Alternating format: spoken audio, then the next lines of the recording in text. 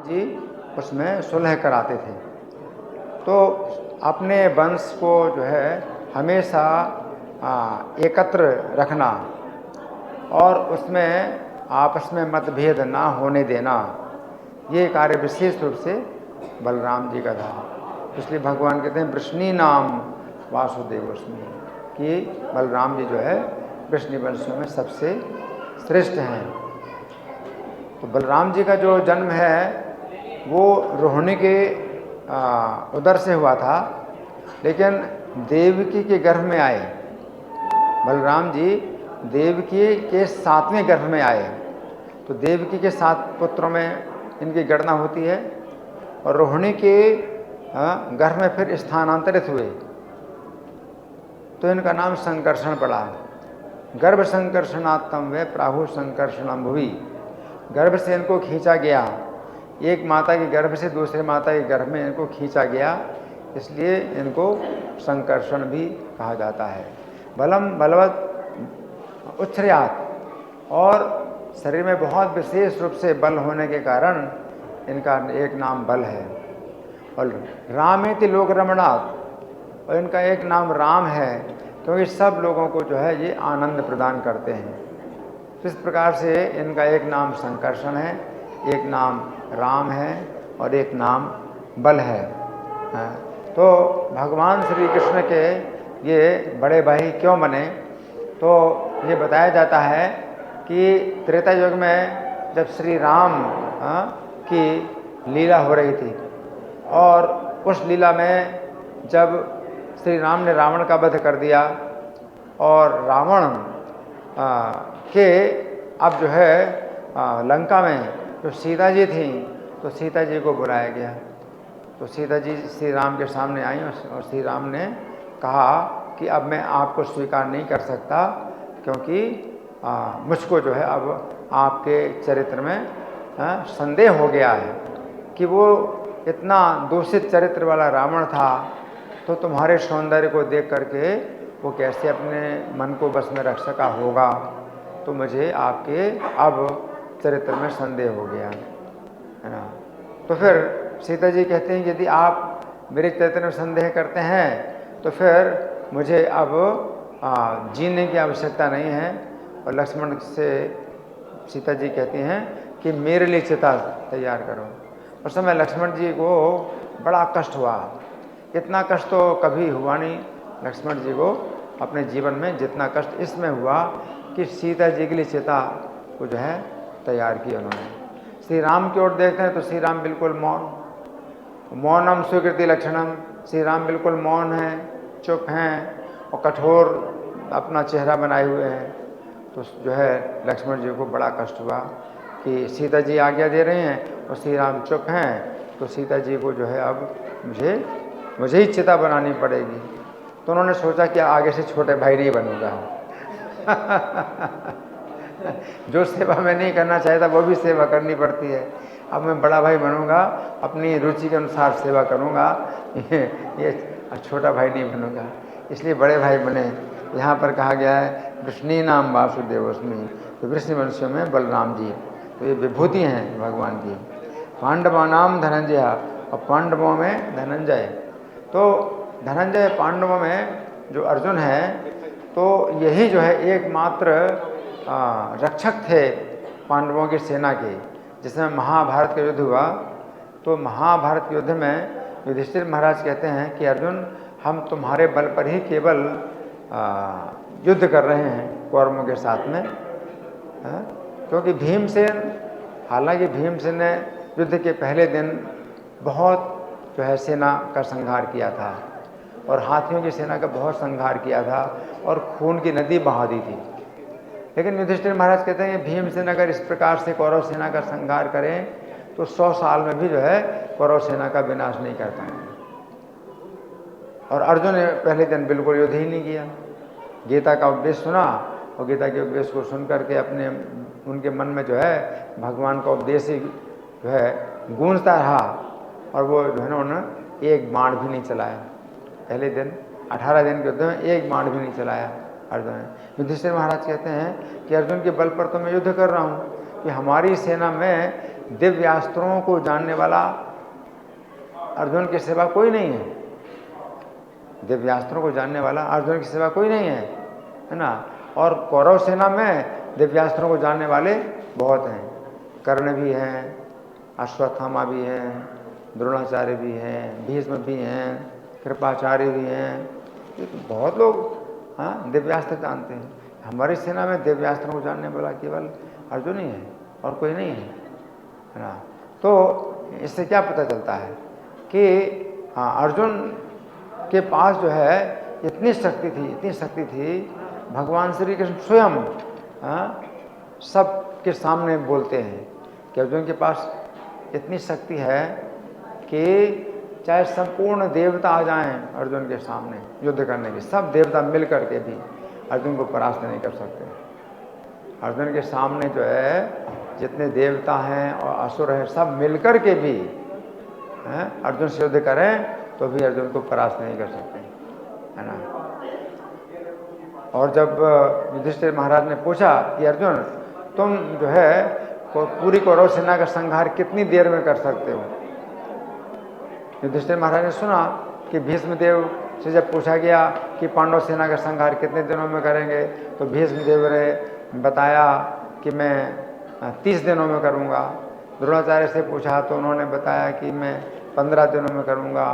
और कर्ण से पूछा तो उसने कहा मैं 3 दिनों में करूँगा, है ना। इस तरह से सब ने अपनी अपनी शक्ति बताई। लेकिन युधिष्ठिर महाराज कहते हैं कि अर्जुन मैं तुमसे पूछता हूँ कि तुम कौरव सेना का संहार कितने दिनों में करोगे अगर तुम जो है करना चाहोगे। तो अर्जुन ने कहा कि महाराज आप इस विषय में मुझसे कुछ पूछिए नहीं, मेरे पास शिव जी का वो पाशुपत अस्त्र है जिसके द्वारा पूरी सृष्टि का संहार एक क्षण में कर सकता हूँ। तो कौरव सेना की तो बात ही क्या है, पूरी सृष्टि का संहार एक क्षण में कर सकता हूँ। अर्जुन को ही एकमात्र शिव जी ने अपना पाशुपत अस्त्र दिया था। पाशुपत अस्त्र जो है अर्जुन को ही केवल दिया और किसी को इतिहास में किसी को भी अपना पाशुपत अस्त्र नहीं दिया, क्योंकि अर्जुन को जो है शिव जी ने अपने बराबर माना, अपने समान माना। तो शिव जी का जो है पूरी तरह से नियंत्रण है अपने मन पर कि वे पाशुपत अस्त्र का प्रयोग नहीं करेंगे। जब सृष्टि का प्रलय का समय आएगा तभी पाशुपत अस्त्र का प्रयोग करेंगे। अर्जुन को पूरा विश्वास था और शिव जी ने अपना पाशुपत अस्त्र अर्जुन को भी प्रदान किया कि अर्जुन में भी जो है पूर्ण रूप से अपने मन को जो है नियंत्रण करने की शक्ति है, कि ऐसा नहीं है कि कभी गुस्सा आए और पाशुपत्र चला लें, पूरी सृष्टि का संहार हो जाएगा। तो अर्जुन को जो है भगवान विभूति बताते हैं। मुनि नाम अपने हम व्यासा, मुनियों में व्यास देव, है ना।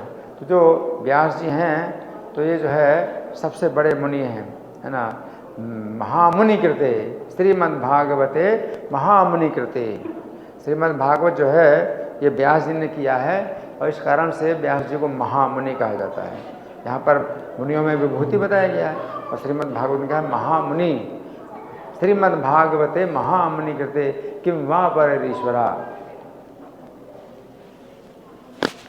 जो श्रीमद् भागवत है ये महामुनि व्यास जी ने जो तैयार किया है, तो इसके सामने अब दूसरे शास्त्रों की कोई आवश्यकता नहीं है।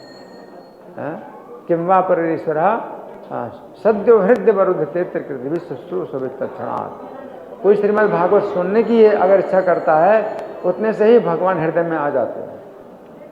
कितनी महिमा है व्यास जी की, कितनी बड़ी महिमा।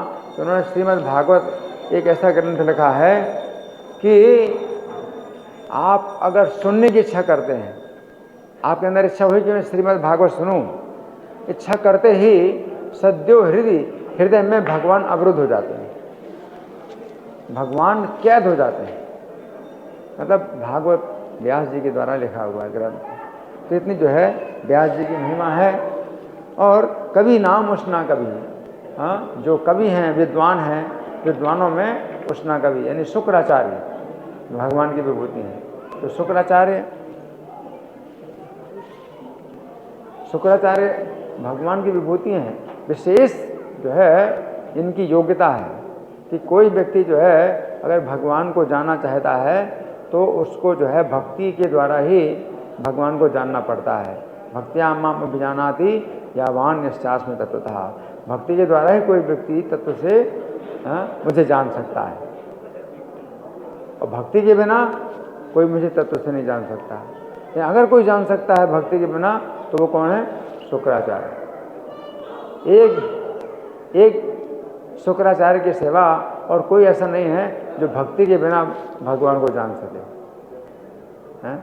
जैसे प्रभु जी ने बताया कि जब वामन देव आए बलि महाराज के जो है यज्ञ में, हैं, तो हर कोई जो है मतलब सोच रहा है कि सूर्य देवता आ रहे हैं, सूर्य देवता आ रहे हैं। फिर बाद में जब भगवान वामन देव आए, है ना, तो भगवान वामन देव का जो उद्देश्य है वो कोई नहीं जान पाया। लेकिन शुक्राचार्य भगवान वामन देव के विरुद्ध बोल रहे हैं। बलि महाराज से कहते हैं कि तुम दान मत दो, ये विष्णु है, तो भगवान के विरुद्ध बोल रहे हैं। मतलब क्या है? भक्त नहीं, लेकिन तो भी तत्व से जान गए भगवान को, तत्व से जान गए कि ये जो है देवताओं का कार्य करने के लिए आए हैं, और तुमसे जो है ये पूरा का पूरा जो तीनों लोगों का राज्य ले करके और इंद्र को दे देंगे। ये जो है इंद्र के पक्ष में कार्य करने वाले आए हैं। तो इतना जो है तत्व से सबको जान लिया बिना भक्ति के, बल्कि विरोधी हैं, भगवान के विरोधी हैं, असुरों के पक्ष में कार्य करें। तो ऐसा कैसे हो सकता है? कोई भी असुरों के पक्ष में कार्य करे तो भी भगवान को तत्व से जाने। तो इसका मतलब क्या है? ये एक विशेष भक्त हैं, भक्त हैं, इनके अंदर भक्ति है, लेकिन वो भक्ति जो है बिल्कुल जो है प्रकट नहीं होती। इसलिए बलि महाराज के जो है यज्ञ में जब भगवान वामन देव ने 3 पग में जो है पूरा नाप लिया, और 2 पग में ही नाप लिया तीनों लोग, और फिर जो है बलि को बांध दिया, है ना। फिर बलि को बांध करके उनको सतलोक में भेज दिया भगवान वामन देव ने। तो अब जो है यज्ञ का जो स्थान था, यज्ञ का स्थान था, वो यज्ञ जो है मतलब हो ही नहीं, यज्ञ तो अधूरा रह गया। अब यज्ञ जो है कैसे पूरा हो? तो भगवान वामन देव जो है शुक्राचार्य से कहते हैं कि अब हे शुक्राचार्य महाराज, आप जो है अपने यजमान का यज्ञ पूरा करिए। अब बलि तो जो है सतलोक में चले गए, और जो यज्ञ उन्होंने आरंभ किया था वो यज्ञ को अब कौन पूरा करेगा कि जिस यजमान ही नहीं है। तो वामन देव आज्ञा देते हैं कि आप अपने यजमान का यज्ञ पूरा करिए। तो शुक्राचार्य क्या कहते हैं? शुक्राचार्य कहते हैं कि प्रभु आप की आज्ञा है तो मैं यज्ञ पूरा कर देता हूँ, लेकिन वैसे यज्ञ पूरा करने की जरूरत नहीं है, क्योंकि जब आप ही प्रकट हो गए यज्ञ में तो फिर यज्ञ को पूरा यज्ञ करने की जरूरत ही नहीं है। और फिर कहते हैं कि मंत्रतस् तंत्रतस् छिद्रम देश कालार है वस्तुतः सर्वम करो तो निश्चिद्रम नाम संकीर्तनम। तब आपके नाम संकीर्तन से ही मंत्र का जो दोष है वो दूर हो जाता है, मंत्रतस् तंत्र का भी दोष दूर हो जाता है, और स्थान का भी जितना दोष है वो भी दूर हो जाता है, और समय का दोष भी दूर हो जाता है, और किसी वस्तु का भी दोष दूर हो जाता है। तो आपके नाम कीर्तन से ही अगर हर चीज़ का दोष दूर हो जाता है या कमी पूरी हो जाती है तो आप तो साक्षात यहाँ मौजूद हो गए। अब यज्ञ करने की क्या आवश्यकता है कि अब यज्ञ अधूरा, आप कहते हैं यज्ञ अधूरा है।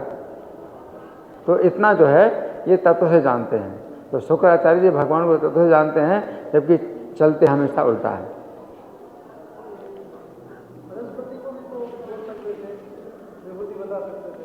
लेकिन ये जो है विद्वानों में मतलब विद्वत्ता में इतना जो है कोई व्यक्ति आगे हो सकता है कि तो भी भगवान को जाने अपनी विद्वत्ता के द्वारा। तो कोई मतलब नहीं, बृहस्पति तो भगवान की जो है हाँ उसमें चल रहे हैं, तो उसमें तो कोई बात ही नहीं है, वो भक्त हैं और भक्ति के द्वारा भगवान को तत्व से जान सके। लेकिन कोई भक्त ना हो करके भी भगवान को तत्व से जाने, और वो विद्वान कैसा विद्वान होगा, कितना बड़ा विद्वान हो सकता है कि भक्ति के बिना भी भगवान को जान ले। ये बात जो है शुक्राचार्य के अंदर। ग्रंथराज श्रीमद् भगवद गीता की जय, श्रील प्रभुपाद की जय। हरे कृष्णा।